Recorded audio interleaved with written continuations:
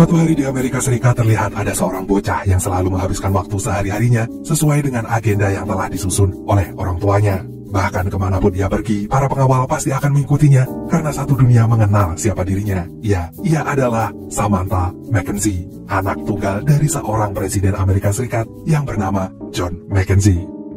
Selama ini Samantha tinggal di sebuah rumah yang besar seperti istana, yang rasa-rasanya seperti terkurung di sebuah penjara. Untungnya ada asisten pribadi ayahnya yang bernama Liz, yang bisa menjadi teman rumpinya. Karena sepanjang hidupnya selama ini Samantha gak pernah sekalipun punya seorang teman. Namun saat tahu dirinya akan kuliah dan tinggal di asrama kampus, Samantha langsung kegirangan. Itu artinya ia bisa merasakan hidup seperti anak-anak seumurannya, yang bisa bebas melakukan apapun yang ia mau, tanpa perlu mengikuti agenda yang padat merayap itu. Liz yang mendengarnya hanya bisa mengingatkan Samantha untuk tetap menjaga sikapnya. Bagaimanapun juga Samantha gak bisa bersikap semaunya, karena semua mata pasti tertuju padanya. Apalagi ayahnya akan mencalonkan lagi menjadi presiden di tahun berikutnya. Di tengah malam ketika semua orang sedang terlelap, Samantha menyelinap pergi ke dapur untuk melahap kue coklat favoritnya. Dan gak lama kemudian sang ayah datang dan malah ikut-ikutan melahap kue coklat itu. Ayahnya itu memang sudah hafal dengan kebiasaan anak sematawayangnya yang suka kelaparan di tengah malam. Lalu Samantha pun membujuk sang ayah agar besok gak perlu repot-repot mengantarkannya ke kampus. Ia ingin menjalani kehidupan sebagai maba dengan tenang tanpa jadi pusat perhatian. Tapi apalah dayanya, keesokan paginya kedua orang tuanya tetap kekeh menemani Samantha pergi ke kampus.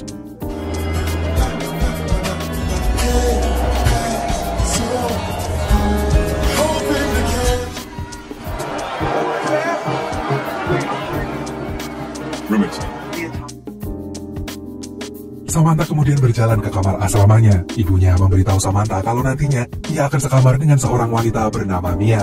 Lalu Samantha dinasihati ayah dan ibunya agar selalu menjaga dirinya baik-baik. Setelah itu mereka pun berpamitan untuk menghadiri kampanye selanjutnya. Meski begitu, Samantha tetap berada di bawah pengawasan 4 pengawal pas pampres. Gak lama setelah orang tuanya pergi, Samantha pun langsung merasa bebas.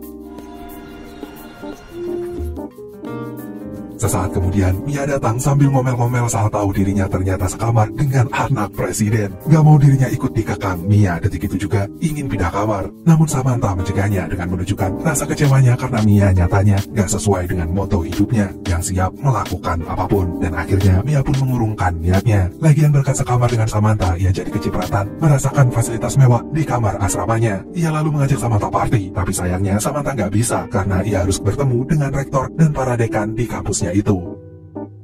Sepanjang pertemuan itu, Samantha mendadak menyesali keputusannya. Ia seharusnya ikut party bareng Mia aja daripada tersiksa menahan bosan.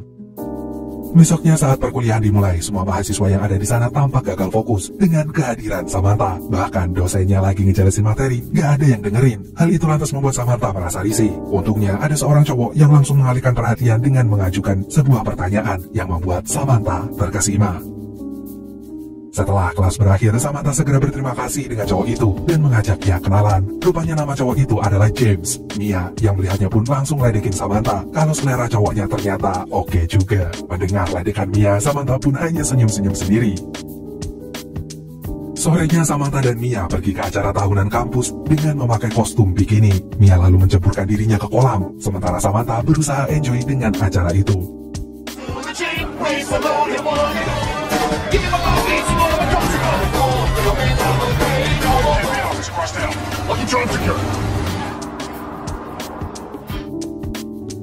Akibat kejadian barusan, Samantha langsung dibawa ke kantor ayahnya. Ia kemudian meminta sang ayah untuk mengurangi pengawalannya. Jika ayahnya bersikeras gak mau melakukannya, Samantha bersumpah akan berhenti kuliah aja. Karena kalau terus-terusan begini selamanya, Samantha gak akan pernah punya temen. Lagian ayahnya kan pasti pernah seumuran dengannya. Seharusnya paham dong kalau anaknya juga ingin hidup seperti anak yang lain. Dan akhirnya ayahnya pun setuju. Jadi sekarang Samantha hanya dikawal 2 orang pengawal.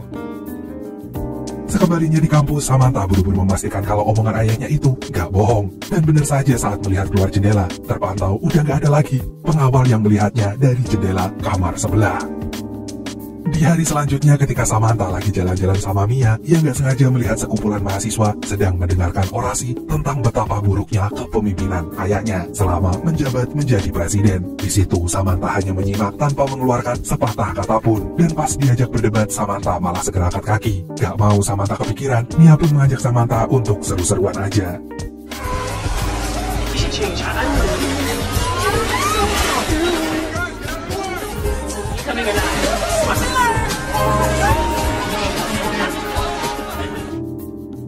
Sialnya kejadian kemarin itu menjadi berita utama di sebuah majalah dengan foto yang terpampang nyata saat Samantha nggak sadar hampir melorotin celananya Mia. Liz kemudian memperingati Samantha untuk selalu menjaga sikapnya agar nggak mencoreng nama baik ayahnya. Samantha tahu ayahnya saat ini pasti lagi marah. Ia lalu meminta teleponnya disambungkan kepada sang ayah dan dengan cepat Samantha minta maaf dan berjanji akan lebih berhati-hati lagi. Sementara itu Mia sama sekali nggak habis pikir kalau kejadian kayak gitu aja bisa jadi berita seheboh ini. Padahal itu kan sebuah ketidaksengajaan.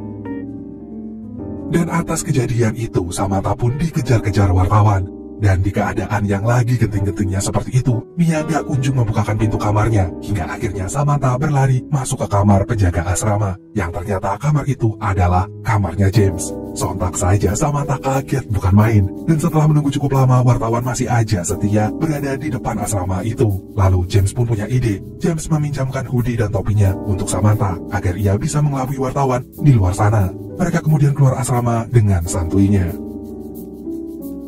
James lantas mengajak Samantha makan di sebuah kafe. Pas Samantha ingin tahu lebih banyak tentang James, cowok itu malah ngomongin hal-hal random seperti kura-kura jantan yang mendengkur dan yang betina mendesis. Karena bagi James kehidupannya sama sekali gak ada yang menarik untuk diceritakan. Dan gak lama kemudian datanglah seorang nenek-nenek yang minta izin ingin foto sama Samantha.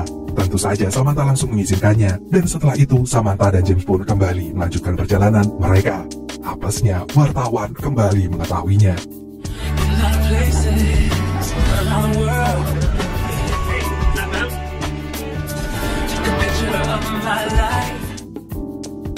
Dan akhirnya James pun mengajak Samantha menyelinap masuk ke bioskop dan malah nonton film. James selalu membeli popcorn dan mencampurkan popcorn itu dengan coklat. Ia tahu hal itu menyalahi aturan perpopcornan. Tapi asal Samantha tahu kalau mereka sesekali memang harus melanggar aturan. Karena gak ada yang tahu kapan inspirasi itu datang.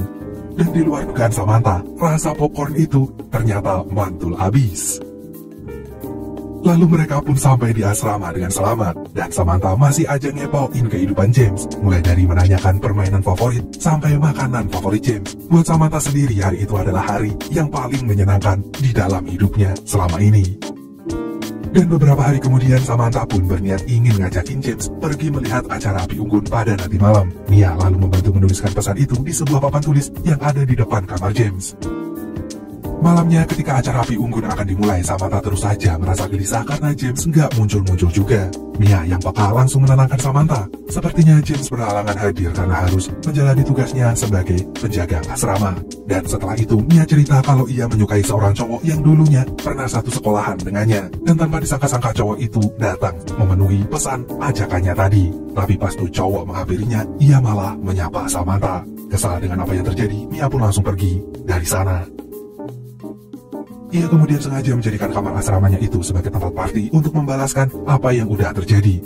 Bahkan saking keselnya, Mia dengan beraninya coret-coretin foto Samantha sekeluarga. Rupanya Mia iri melihat Samantha selalu menjadi pusat perhatian banyak orang, sementara dirinya gak ada satupun yang peduli dengannya. Gak hanya itu, orang-orang sering banget menuduhnya dekat dengan Samantha hanya untuk pansos aja. Mendengar itu, Samantha otomatis membantahnya, karena menjadi pusat perhatian banyak orang itu benar-benar di luar kuasanya. Dan seharusnya Mia nggak perlu ambil hati dengan omongan orang lain kalau itu nggak sesuai dengan kenyataan yang ada. Jadi kalau sampai Mia merasa tersinggung, mungkin omongan orang lain itu benar adanya. Beberapa saat kemudian dengan spontan Samantha pun menceritakan kejadian barusan kepada James. Ia tahu kenapa selama ini gak ada satu orang pun yang mau berteman dengannya. Karena berada di dekatnya hanya akan membuat teman-temannya itu seakan tersisihkan dari dunia. Padahal terlahir jadi anak presiden bukanlah keinginannya. Di mana sejak dirinya lahir Samantha gak bisa memilih hidupnya sendiri. Bahkan sejak saat itu kehidupannya sudah resmi menjadi konsumsi publik. Samantha merasa dirinya punya privasi hanya saat ia masih dalam kandungan. Gak ingin Samantha terus-terusan berlarut-larut dalam kesedihan, James pun segera mengajaknya jalan-jalan mencari udara segar.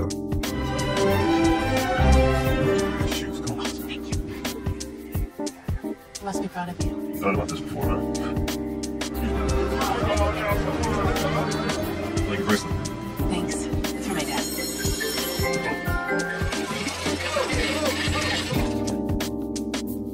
Sepulang dari pasar malam, Samantha berterima kasih pada James lantaran ia bisa sejenak merasakan kehidupan menjadi orang biasa. Dan entah kenapa saat menghabiskan waktu berdua sama James, Samantha merasa gak perlu takut lagi untuk menjadi dirinya sendiri. Sewaktu kembali ke kamar asramanya, Mia ternyata udah menunggunya dan ia menyesali semuanya. Mia tahu kalau kali ini ia sudah sangat keterlaluan dan detik itu juga mereka pun baikan. Keesokan harinya, Samantha pun ngajakin Mia dan James pergi ke suatu tempat sambil naik pesawat pribadinya. Di mana di dalam pesawat itu, Mia bisa melakukan manicure dan pedicure, sementara James bisa main PS sepuasnya. Rupanya Samantha ngajak mereka untuk menghadiri sebuah pesta, lalu Samantha mengenalkan Mia dan James dengan kedua orang tuanya. Gak lama setelah itu, James mengajak Samantha bicara secara empat mata. Tepat saat James mau ngomong, Samantha malah ngajak James berdansa.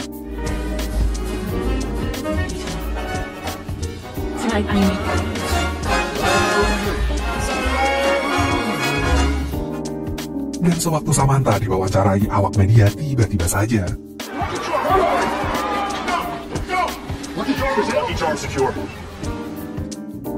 begitu tahu James adalah agen pengawal rahasia, hati Samantha pun seketika hancur sehancur-hancurnya. Di rumah, Samantha meminta penjelasan dari ayahnya. Kenapa ayahnya itu gak ngasih tahu dirinya? Kini Samantha merasa dirinya seperti orang paling bodoh di dunia ini. Di saat ia sudah mulai jatuh hati dengan James, semesta malah membuatnya patah hati berkali-kali lipat. Meski begitu, Samantha gak ingin James kehilangan pekerjaannya itu. Ia meminta sang ayah untuk membiarkan James terus ada di sisinya, meski hanya sebagai pengawal. Karena Samantha tahu ayahnya hanya berusaha melindunginya dari teror-teror yang belakangan ini semakin menggila. Besok paginya, James gak lagi pura-pura menjadi mahasiswa, apalagi penjaga asrama. Sekarang ia sudah berpenampilan sebagai seorang pengawal. Dan sewaktu James mengajaknya bicara, Samantha langsung pura-pura budak. Dan untuk membuktikan perasaannya gak bertepuk sebelah tangan, Samantha sengaja membuat James cemburu dengan mengencani seorang cowok. Bahkan ia nekat mengubah penampilannya menjadi yang bukan Samantha banget. Dan ia pun semakin menggila tepat saat dirinya mabuk berat.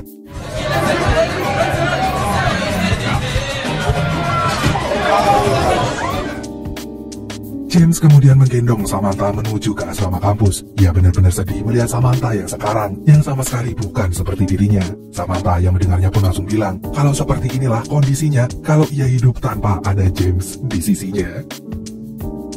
Dan begitu sampai kamar asramanya, Samantha meminta James untuk jujur dengan perasaannya. Samantha tahu yang James lakukan selama ini bukan hanya sekedar melakukan pekerjaannya, tapi James juga menyimpan perasaan yang sama dengannya.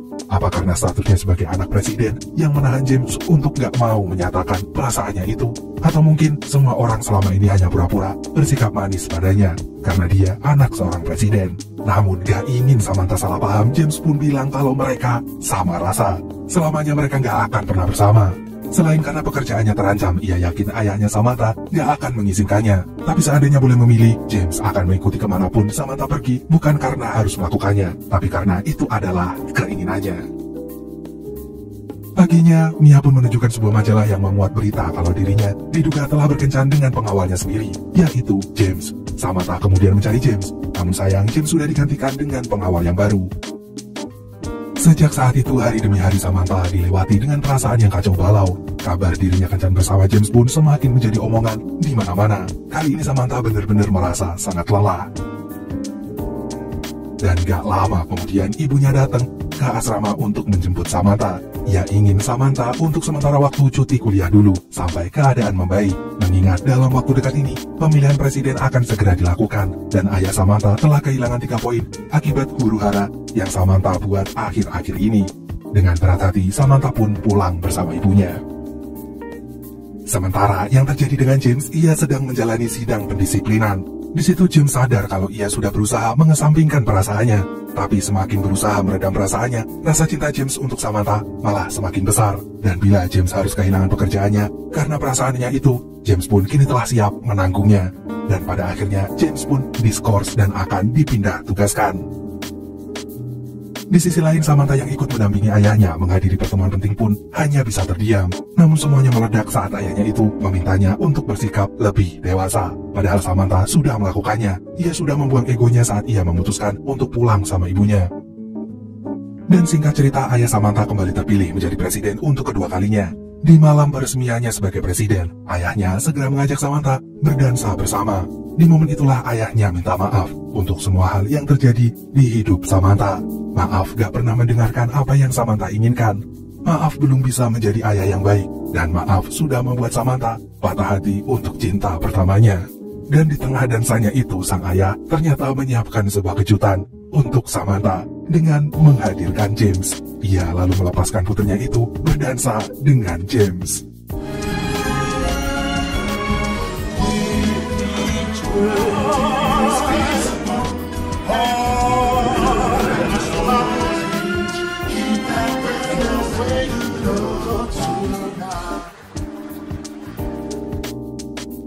Selesai berdansa, James pun pamitan ke Samantha kalau sekarang ia akan dipindah tugaskan ke luar kota. Ia kemudian memberikan sebuah kunci mobil yang siap membawa Samantha melangkah ke perjalanan hidup selanjutnya, di mana saat ini ayahnya telah membebaskannya. Dengan cepat Samantha segera melihat mobil impiannya sejak dulu, dan ia pun siap memulai hidupnya yang baru. Meski akan selalu ada bayang-bayang sebagai anak presiden, dan filmnya pun selesai dengan happy ending.